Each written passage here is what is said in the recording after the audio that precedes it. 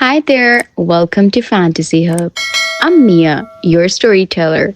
Today's story is filled with heartache, discovery, and a twist you won't see coming. So let's begin. It was a Tuesday night in October when she first walked into my life. I remember because Tuesdays were supposed to be quiet, the theater dark, the cast gone home. Just me and my notes and the ghost light casting long shadows across the empty stage. I was working late, as usual, polishing the final draft of my new play. 3 years I'd spent on that manuscript, 3 years of bleeding onto paper, crafting every word, every pause, every breath. Then she appeared. The front door of the Meridian. Theater creaked open. I really needed to get those hinges fixed, and in walked this woman who looked like she'd stepped out of a film noir, all sharp edges and dangerous curves. Dark hair pulled back in a messy bun, revealing a neck I immediately wanted to trace with my fingertips. She wore that leather jacket like armor, and when she moved like she owned the world. "We're closed," I called out, not looking up from my script. I was used to stragglers, tourists who didn't read the posted hours. Actors looking for their big break at all the wrong times, I know. Her voice was honey and smoke, with just enough edge to make me finally raise my head. "I'm looking for Stella Martinez." The way she said my name, like she was tasting it, rolling it around on her tongue made something flutter in my chest. I stood up, suddenly aware of my coffee-stained sweater and the fact that I'd been running on 4 hours of sleep for the past week. "That's me, and you are?" She smiled, and it was the kind of smile that could start wars or end them, depending on her mood. "Megan Cross, I heard you're putting on a play. Auditions are next week, appointments only." I gestured toward the door, but she didn't move. Instead, she walked closer, her boots echoing in the empty space. "What if I told you I don't need an appointment?" The audacity should have annoyed me. Should have. Instead, I found myself studying the way the stage lights caught the green flecks. In her dark eyes, the way her lips curved just slightly at the corners, like she was always on the verge of laughing at some private joke. "I tell you that's not how this works. This is professional theater, not some high school drama club." She laughed then, a sound that was part music, part rebellion. "Professional, huh? Is that why you're here at midnight, talking to yourself?" Heat crept up my neck. I wasn't talking to myself. I was running lines, I know. "I watched you for a few minutes before I came in." She tilted her head, studying me like I was a puzzle she was trying to solve. "You're good, really good, but you're playing it safe." "Excuse me? Your character, the way you're reading her lines. She's supposed to be passionate, desperate, willing to risk everything for love, but you're holding back." I crossed my arms. "Defensive. And what would you know about it? Are you an actress?" "On a lot of things." She moved closer, close enough that I could smell her perfume mixed with something else, leather and engine oil and possibility. "But right now, I'm someone who wants to audition for your play." I should have said no. Should have pointed to the door and watched those dangerous curves walk away. Instead, I heard myself saying, "Fine, but I don't have all night." That was my first lie. I had nothing but time, nothing but this empty theater, and a script that had become my entire world. But something about Megan Cross made me want to pretend I was busier, more important, less affected by the way she looked at me like she could see straight through all my carefully constructed defenses. She nodded toward the stage. "What do you want me to read?" I flipped through my script, looking for something that would shut her down quickly, prove that whatever game she was playing, I wasn't interested. My fingers found Act 2, Scene 3, Elena's monologue. The one where she confesses her love to a woman who can never love her back. It was brutal, raw, the kind of scene that left audiences in tears and actors emotionally drained. "Here." I tore out the pages and handed them to her. "Elena's confession. You have 5 minutes to look it over." She glanced at the pages, then set them aside. I don't need 5 minutes. You should read. I said I don't need them. And then she became Elena. I've been in theater for 15 years. I've seen Tony winners, Oscar nominees, actors who could make you believe the moon was made of cheese if they said it with enough conviction. But what Megan did on that stage, what she became, was something else entirely. She didn't just recite Elena's words. She inhabited them, made them her own, turned my carefully crafted dialogue into something living and breathing and absolutely devastating. When she spoke about love, about desire, about the kind of wanting that consumes you from the inside out, I believed every word. More than that, I felt every word.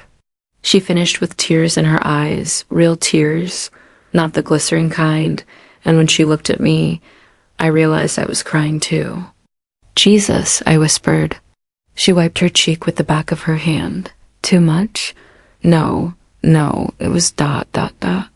I fumbled for words, something that never happened to me. Words were my life, my profession, my everything. But Megan Cross had just stolen my language along with my breath. It was perfect. 2 weeks later, the Meridian was buzzing with nervous energy. Audition day. I'd put notices in all the usual places, reached out to agents, posted on the casting websites. 37 people had scheduled appointments to read for various roles. In Echoes of Tomorrow, my baby, my masterpiece, my shot at proving that small theater could be just as powerful as anything Broadway had to offer, I sat at the table in the 3rd row, my assistant director Jake beside me, casting director Patricia to my left. We'd already seen 26 hopefuls, and I was starting to lose faith. They were all technically competent, professionally trained, and absolutely soulless. They hit their marks, projected their voices, followed direction, but none of them had that spark, that indefinable something that transforms words on a page into truth. Next, Patricia called, and I looked down at my schedule. Marga Cross, 2:30 p.m. I frowned. I don't have anyone named Marga Cross scheduled. She's here for the lead, Jake said, checking his clipboard. Before I could respond, she walked onto the stage. Same leather jacket, same confident stride, same smile that made my pulse quicken despite my best efforts to remain professional. Good afternoon, she said, and I could feel Jake and Patricia both perk up with interest. I'm here to audition for Elena. You're not on the schedule, Patricia said, flipping through her papers. My mistake. Megan's eyes found mine across the darkened theater. I thought we had an understanding. Patricia looked confused. Jake looked intrigued. I felt exposed, like she'd just announced to everyone that we'd shared something in this space, something private and electric and completely inappropriate. Do you have headshots? Resume? Patricia continued. No headshots, no resume. Megan never broke eye contact with me. It's just this. She reached into her jacket and pulled out the same script pages I'd given her 2 weeks ago. They were worn now, folded and refolded, covered in notes written in red ink. I've been working on Elena, she said simply. Jake leaned over to whisper. In my ear, should we let her read? I said, surprising myself. Stella, we have protocols. Let her read. Megan smiled, and I felt something warm and dangerous unfurl in my chest. She positioned herself center stage, no preparation, no warm-up. Just stepped into the light and became someone else entirely. But this time, she wasn't doing Elena's confession. Instead, she launched into the opening monologue, Elena's introduction, where she talks about the theater being her church, about the stage being the only place she can tell the truth. It was my favorite scene in the entire play, the one I'd written thinking about my own relationship with this art form that had saved me and enslaved me in equal measure. Megan didn't just perform it, she understood it. Every pause, every inflection, every moment of vulnerability and strength. She took my words and made them sing. When she finished, the theater was silent. Patricia was scribbling notes furiously. Jake was staring with his mouth slightly open, and I was trying to remember how to breathe. "Thank you," Patricia said finally. "We'll be in touch." "Actually," I heard myself say, "could you stick around? I'd like to work through a few scenes with you." Jake shot me a look. Patricia raised an eyebrow. We had 7 more actors scheduled, industry professionals with impressive credits and proper headshots. "Now?" Megan asked. Now. The next 2 hours passed in a blur. We ran through Elena's major scenes, and with each one, Megan proved that what had happened that night 2 weeks ago wasn't a fluke. She was instinctive, fearless, completely present in every moment. She took direction beautifully, but also brought her own interpretation to the role, finding nuances in my writing that even I hadn't fully understood. By the time we finished, Jake and Patricia had already started whispering about callback schedules and contract negotiations, but I barely heard them. I was watching Megan as she gathered her things. The way she moved with that same confident grace, whether she was delivering a monologue or just picking up her water bottle. "Megan," I called as she headed toward the exit. She turned, eyebrows raised. "The part is yours, if you want it." Her smile could have powered the theater's lights for a week. "I want it."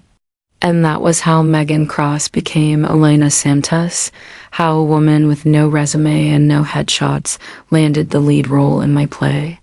It should have been a disaster. Instead, it was the beginning of everything. Rehearsals started the following Monday in the cramped studio space beneath the theater. 12 actors, 1 director, and enough sexual tension to power a small city. Though I was the only one who seemed to notice that last part, Megan arrived. Early every day, leather jacket replaced by comfortable rehearsal clothes that somehow made her even more beautiful. Faded jeans that hugged her curves, vintage band t-shirts, boots that had clearly walked 1,000 miles. She'd pull her hair back in a messy ponytail and settle into character work with the kind of focus I'd only seen in the most dedicated professionals. The problem was, she was also completely undisciplined. "Elena wouldn't say it like that," she announced on day 3, stopping mid-scene. "I'm sorry," I looked up from my notes. "This line." She pointed to her script. "I never meant for this to happen. It feels like an apology, but Elena doesn't apologize for loving someone. She might regret the timing, the circumstances, but not the feeling itself." The other actors shifted uncomfortably. Directors don't like being challenged in front of the cast, and everyone knew it. "The line stays as written," I said evenly. "But the line stays." She stared at me for a long moment, then shrugged and continued with the scene. But I could see the wheels turning behind her eyes, and I knew this wasn't over.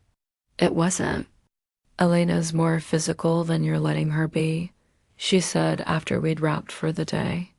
The other actors had gone home, but Megan lingered, pretending to organize her script while I gathered my things. "Elena is passionate, not aggressive. There's a difference between physical and aggressive." She stood up, stretching, and I tried not to notice the way her shirt rode up slightly, revealing a strip of tan skin. "She's a woman who works with her hands, who builds sets and fixes lights. Her body language should reflect that." She was right, and we both knew it. I'd written Elena as a theater technician, partly because I wanted to explore the idea of someone who creates beauty from behind the scenes, someone whose art is invisible to the audience. But in my direction, I'd been playing her too safe, too contained. "Show me," I said.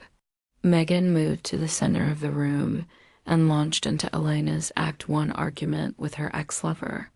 But this time, she didn't just stand there and deliver the lines. She paced, she gestured, she used the space like Elena would like someone comfortable with physical labor, someone who wasn't afraid to take up room in the world.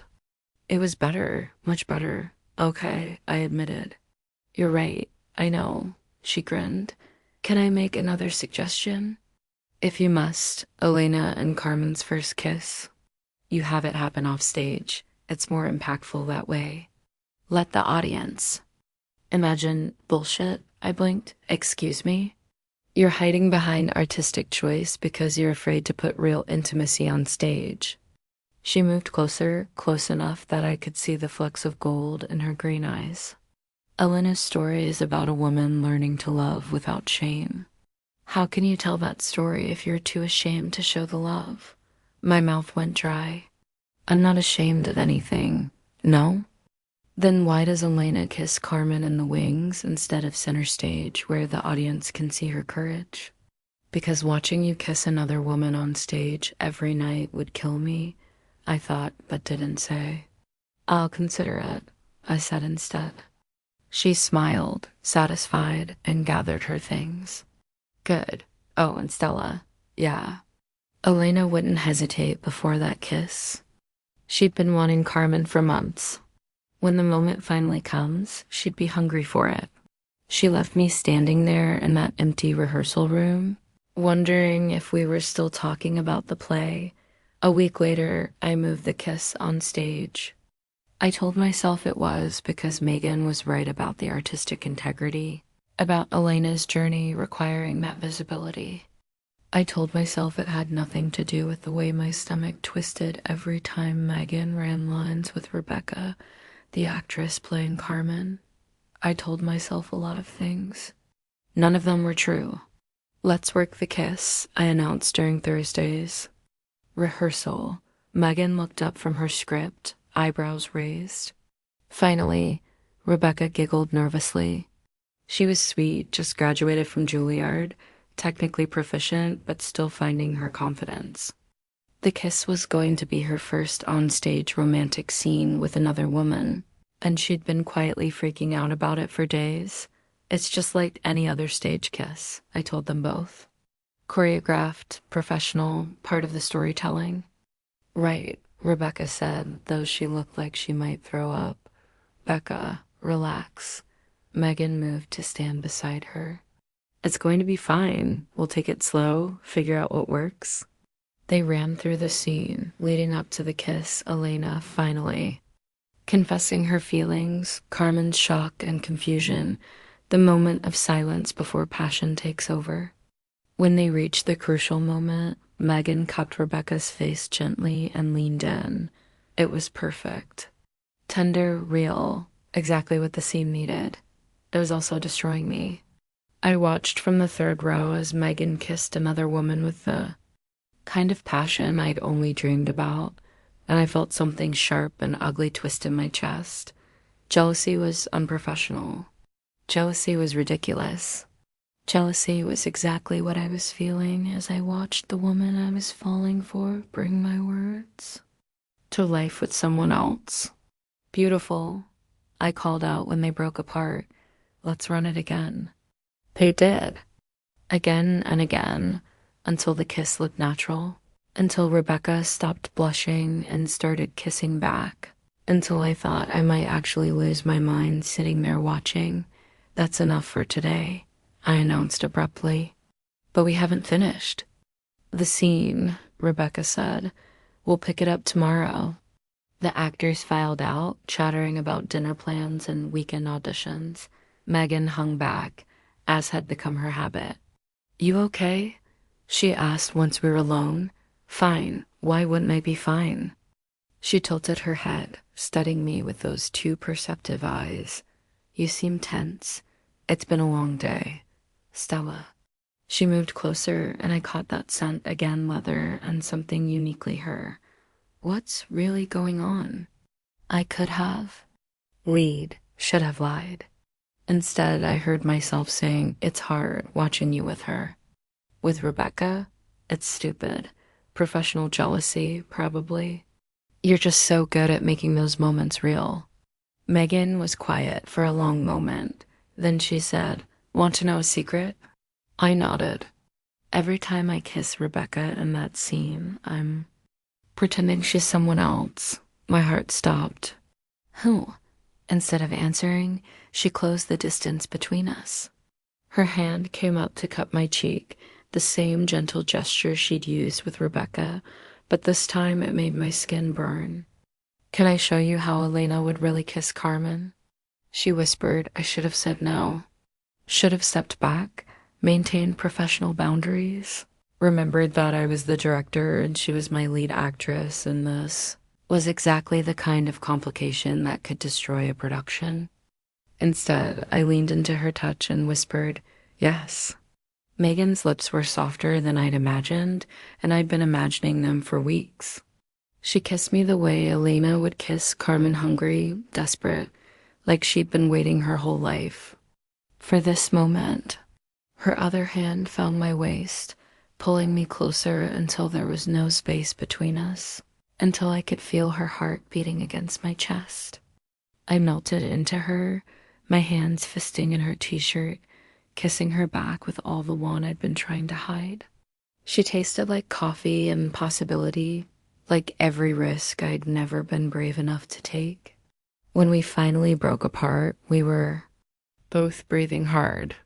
"That's how Elena would kiss Carmen," Megan said, her forehead resting against mine. "That's how Megan kisses Stella," I replied. She smiled, that dangerous smile that had walked into my theater and turned my world upside down. "I've been wanting to do that since the first night we met. Even when I was being awful to you, especially then. There's something incredibly sexy about a woman who knows what she wants and isn't afraid to fight for it." I laughed, giddy and terrified and completely out of my depth. "What happens now? Now we see where this goes." She kissed me again, softer this time, a promise instead of a question.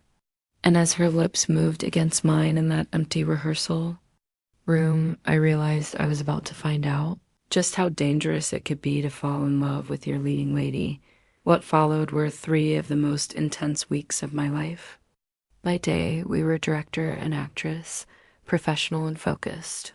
Megan took direction, ran lines with the other actors, worked through blocking with the same dedication she brought to everything else.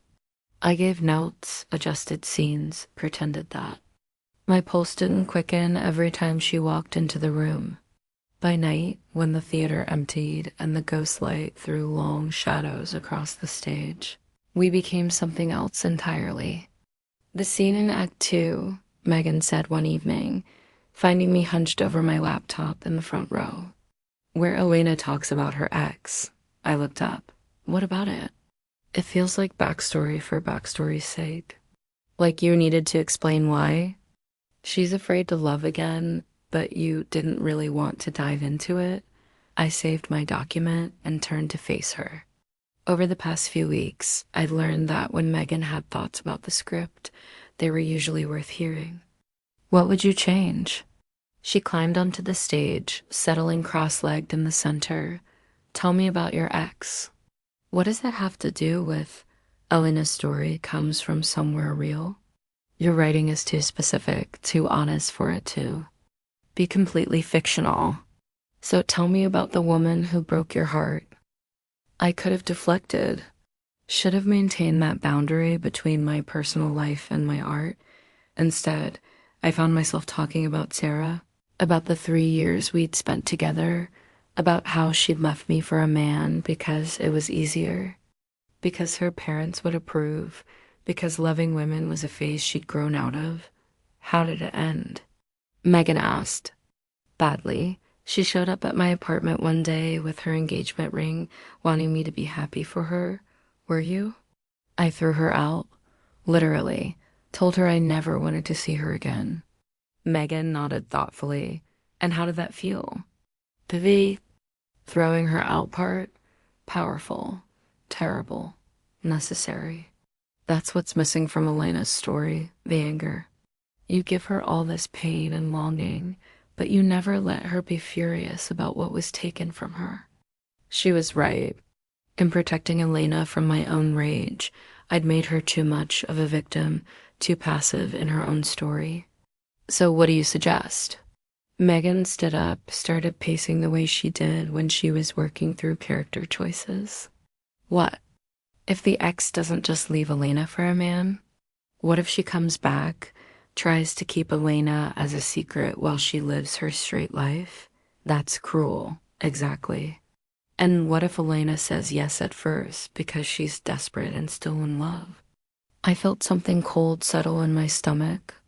Have you been in that situation? Megan stopped pacing. Haven't you? I had. Before Sarah, there had been Jennifer, who wanted to keep me as her dirty secret. I'd said yes at first, grateful for any scraps of attention, until I finally found the self-respect to walk away. Write that scene, Megan said. Elena's moment of rage when she finally tells her ex exactly what she thinks of being someone's secret. Give her that power. I did. That night, after Megan left, I rewrote Elena's entire backstory. Gave her the anger and the agency I'd never allowed myself to have. When I handed Megan the new pages the next morning, she read them with tears in her eyes. "This is it," she said. "This is Elena." It was also Stella, more than I'd ever admitted to anyone, including myself. Everything changed on a Tuesday night. In November, we were deep into tech rehearsals, the most stressful part of any production. Lights were malfunctioning, sound cues were missed, and everyone was running on coffee and nervous energy. I was in my usual spot in the third row, headset, calling out adjustments to the technical crew. "Elena's entrance in scene 3 needs more light," I said into my mic. "She's disappearing into the shadows." "Copy that," came the response from the lighting booth. We ran the scene again. Megan entered from stage left, hit her mark, delivered. Her lines with the same intensity she brought to every rehearsal. But something was different. There was a tension in her shoulders, a careful quality to her movements that hadn't been there before.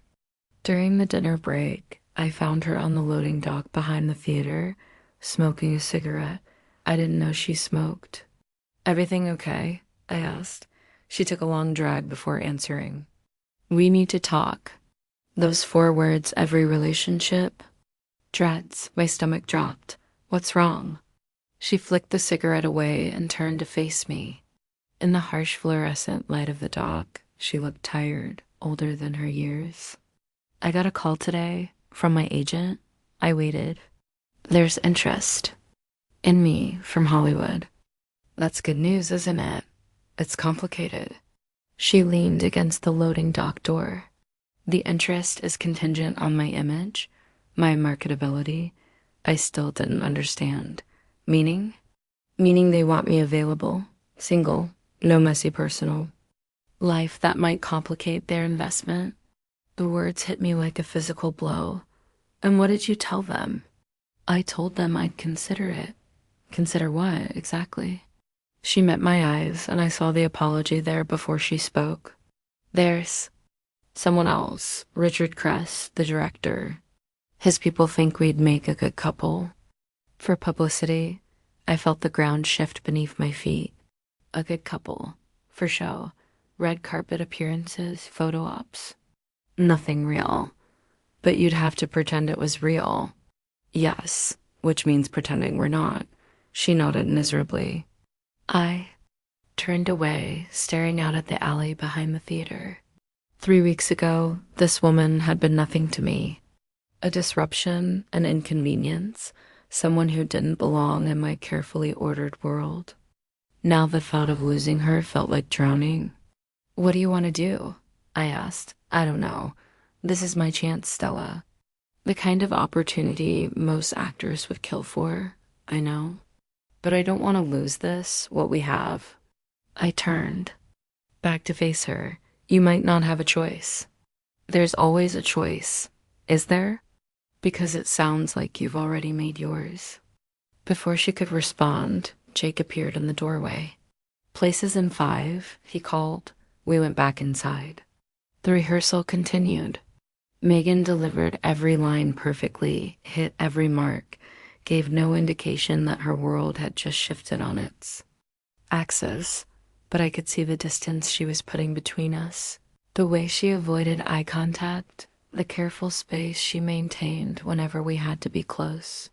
After the cast left, I stayed behind, pretending to work on notes while actually staring at the same page for an hour. When I finally locked up the theater and walked to my car, I found Megan waiting for me. "This doesn't have to change anything," she said. "Doesn't it? We can be careful, discreet." I looked at her standing there in the parking lot, beautiful and desperate and asking me to be her secret. "No," I said. "Stella, I won't be someone's hidden shame. Not again." It wouldn't be like that. It would be exactly like that. I got in my car and drove away, leaving her standing there beneath the broken streetlight. In my rearview mirror, I watched her figure grow smaller and smaller until she disappeared entirely.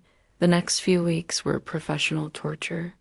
We had a show to open, which meant I had to work closely with Megan every day while pretending my heart wasn't breaking a little more each time she looked at me.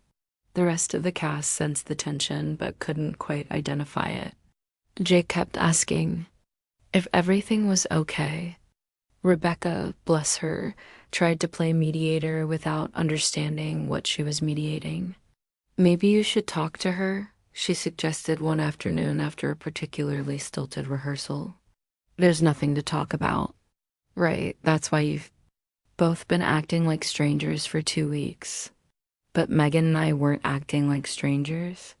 Strangers would have been easier. Instead, we were acting like former lovers, trying to pretend we'd never touched each other, never shared secrets in empty theaters, never discovered that sometimes the most perfect scenes are the ones that happen when no one else is watching. The worst part was that she was still brilliant. Every night, she stepped onto that stage and became Elena completely, delivering my words with a depth and honesty that took my breath away. She made my play better than I'd ever imagined it could be. She also made it impossible to watch. Elena's story is about a woman learning to love without shame. She told me that first night when she challenged me to move the kiss on stage. But every time I watched her perform those scenes, all I could think about was how she was choosing. Shame in her real life, choosing to hide who she was for the sake of a career opportunity. The irony was suffocating. Opening night arrived with all the usual chaos. Flowers and good luck cards cluttered the dressing rooms. The lobby filled with friends and family and critics, all buzzing with anticipation. I stood in the wings wearing my lucky black dress, watching the actors run through their pre-show rituals. Megan was in her dressing room, door closed. I hadn't seen her since the final dress rehearsal 2 nights before, when she delivered Elena's closing monologue with such raw emotion that half the crew was in tears. 5 minutes to places, Jake called over the intercom. I should have stayed in the wings. Should have watched from my usual spot in the 3rd row. Instead, I found myself knocking on Megan's dressing room door. "Come in." She was sitting at her makeup table, staring at her reflection. Her costume was perfect, her makeup flawless, but her hands were shaking. "You okay?" "Just nerves." She met my eyes in the mirror. Opening night. "You'll be wonderful. You always are." She turned to face me. "Stella, places everyone. This is your place's call." The intercom crackled off, leaving us in silence. "Whatever you were going to say, save it for after the show," I told her. "Right now, you need to be Elena." She nodded, stood up, squared her shoulders. "Break a leg, director." "Break a leg, leading lady." The show was perfect. Better than perfect. The cast was on fire, the technical elements flawless, the audience completely captivated. From my seat in the house, I watched my words come to life with a power and beauty I'd never imagined possible, and Megan was luminous. She inhabited Elena completely, moving through the story with a grace and intensity that made everyone else on stage better by proximity. When she delivered the final monologue, Elena's declaration that she would no longer apologize for loving who she loved, there wasn't a dry eye in the house, including mine. The curtain came down to thunderous applause.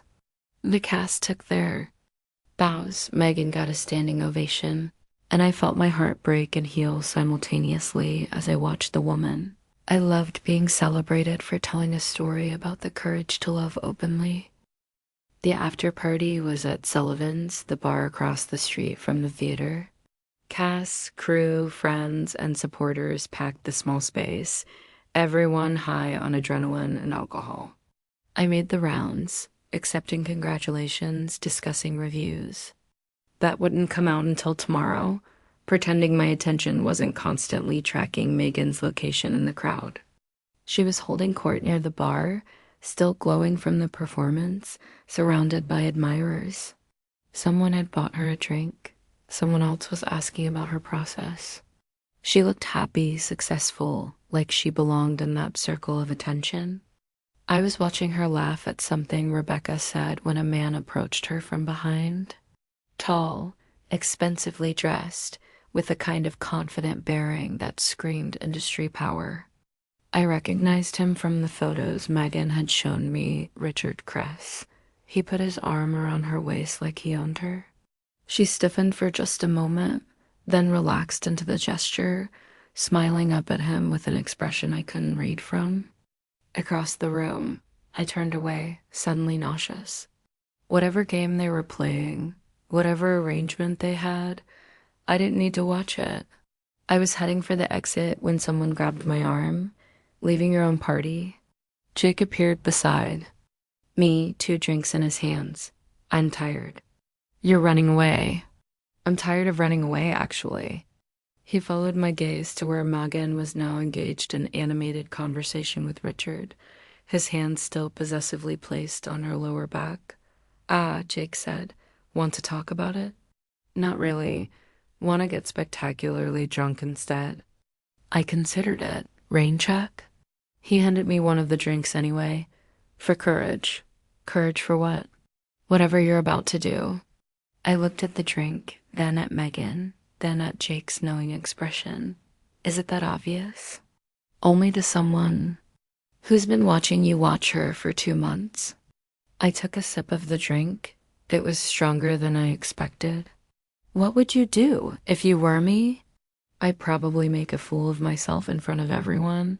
That's encouraging. Or, he said, grinning, I'd wait for the right moment and then remind her why she fell for me in the first place. The theater was dark and empty when we arrived, just the ghost light casting its lonely circle on the stage. Megan had suggested we go somewhere private to talk, and somehow we'd ended up back here, in the place where everything had started.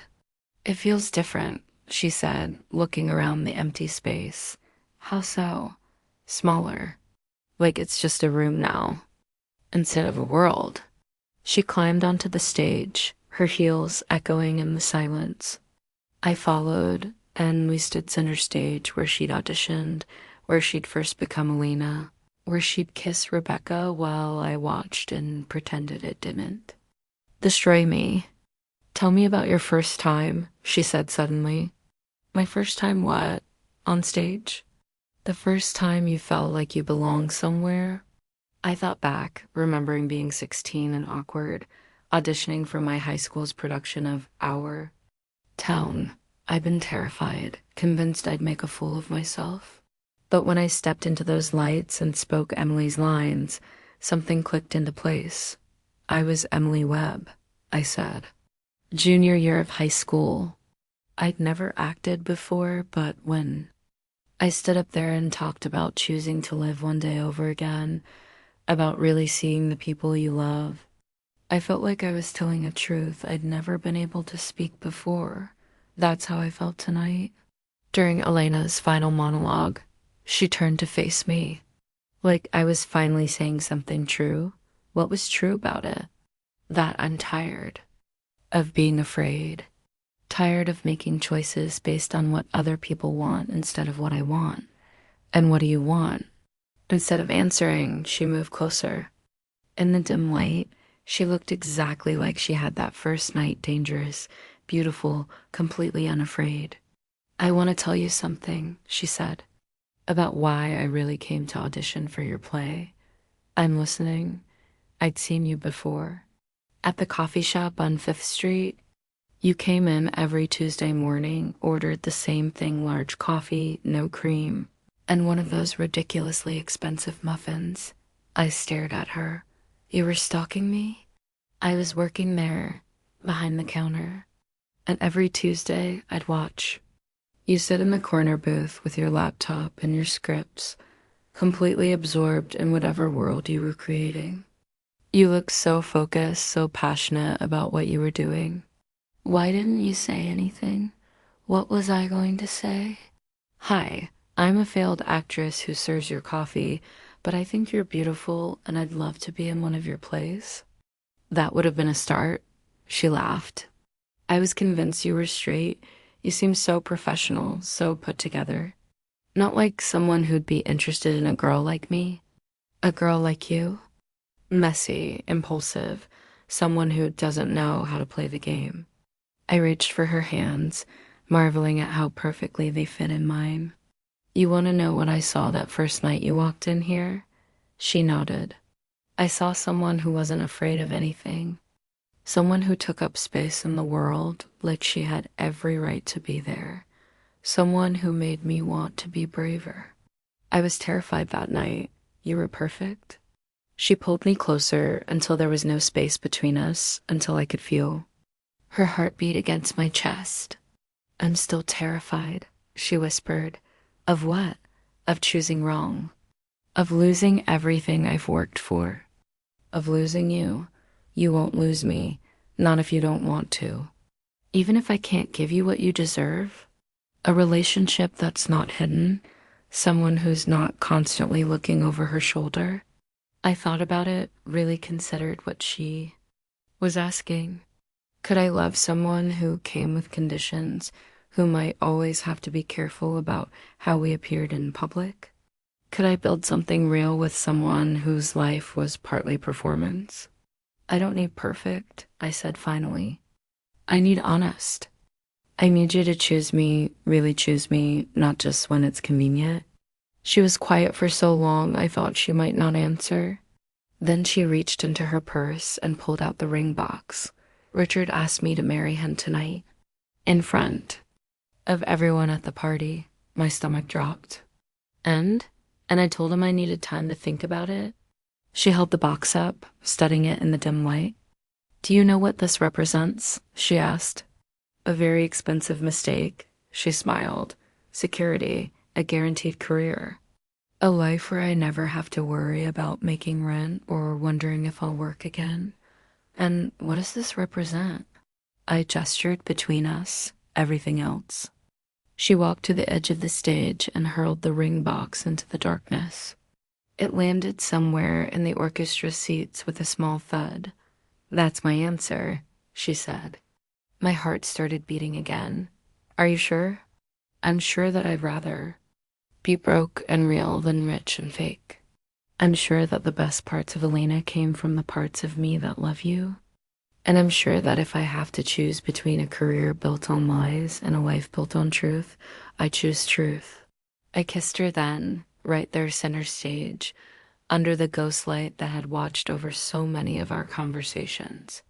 She kissed me back with the same intensity she brought to everything else, like she was memorizing the moment, like she wanted to make sure she could carry it with her wherever we went from here. When we broke apart, we were both breathing hard. So what happens now? I asked. Now I call Richard and tell him the engagement is off. I call my agent and tell her I'm choosing my projects based on the work, not the publicity opportunities. And I probably lose a lot of the momentum I've built up. Are you okay with that? I'm terrified of it, but I'm more terrified of losing who I am. She took my hands again, and I could feel her trembling slightly. There's something else, she said. What? I got another offer. A small independent film shooting in Portland. The director saw the play last week and wants to meet with me. That's wonderful. It would mean leaving for 3 months. Right after we close here. My heart sank. Oh, come with me. What? Come with me? Portland has theater. You could write, maybe direct something new. We could see what this looks like when we're not sneaking around in empty theaters. The offer was tempting and terrifying in equal measure. I'd never left the city, never taken that kind of risk, never put my personal life ahead of my professional obligations. I have responsibilities here. The theater, my other projects, will still be here when you get back. If you want them to be, and if I don't want them to be. She smiled, that dangerous smile that had started all of this. Then we figure out what comes next. I woke up in my own bed the next morning with sunlight streaming through the windows, and the memory of Megan's lips still tingling on mine. For a moment, I wondered if the entire night had been a dream, the performance, the party, the conversation on stage, the kiss that had tasted like promises and possibility. Then I saw the text message on my phone. Coffee, same place as always. I have something to show you. May threw on clothes and drove to the coffee shop on 5th Street, the one where she'd been watching me every Tuesday for months without my knowing. She was already there when I arrived, sitting in my usual corner booth, 2 cups and a newspaper spread between her hands. "Morning," she said, looking up with a smile that made my stomach flutter. "Please tell me last night wasn't a dream. If it was, we're having the same one."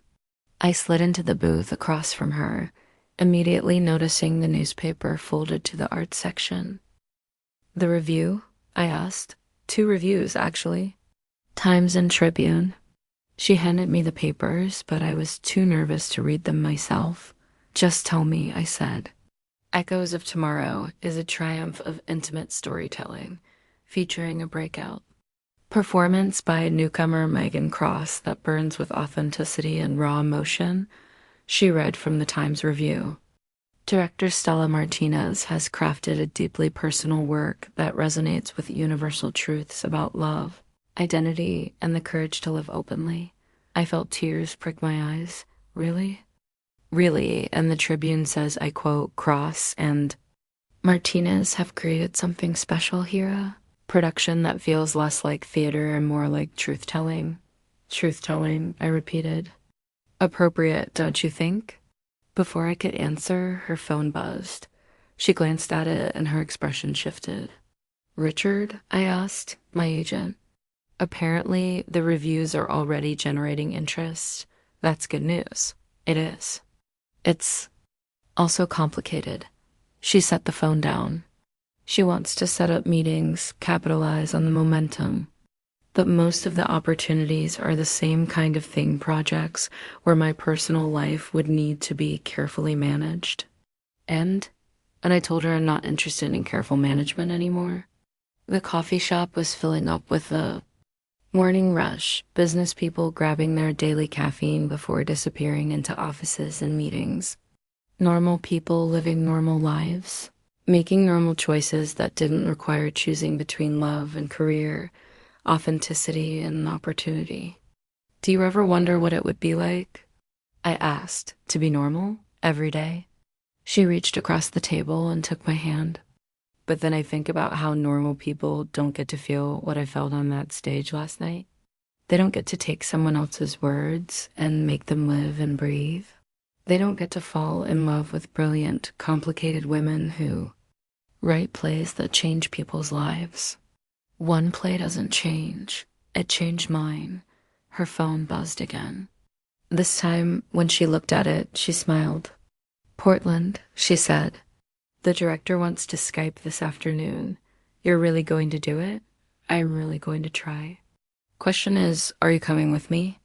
I looked around the coffee shop at the barista who'd been making my Tuesday morning coffee for 2 years. At the corner booth where I'd written 3 plays and fallen in love with the woman sitting across from me. At the life I'd built that was safe and predictable and suddenly felt too small. "Can I ask you something?" I said. "Anything. What happens if it doesn't work out? Portland, the movie, us trying to build something real outside of this theater bubble we've been living in? Then we'll have tried. We'll have chosen courage. Over convenience, love over logistics. She squeezed my hand. And we'll have done it together. And if I'm terrible at being spontaneous, if I panic and want to come home after 2 weeks, then we come home after 2 weeks, but we still try. I thought about Elena's final monologue, about choosing to live without shame, about the difference between existing and truly living. I thought about the woman across from me who'd walked into my theater and turned my carefully ordered world into beautiful chaos. Okay, I said. Okay, let's go to Portland.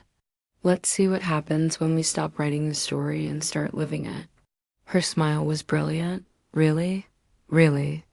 But I have conditions. Name them. First, we tell everyone the truth. No more hiding, no more pretending. We're just director and actress who happen to be friends. Done. Second, if this doesn't work out, the movie, Portland. Use, we promise to be honest about it instead of pretending everything's fine. Deal.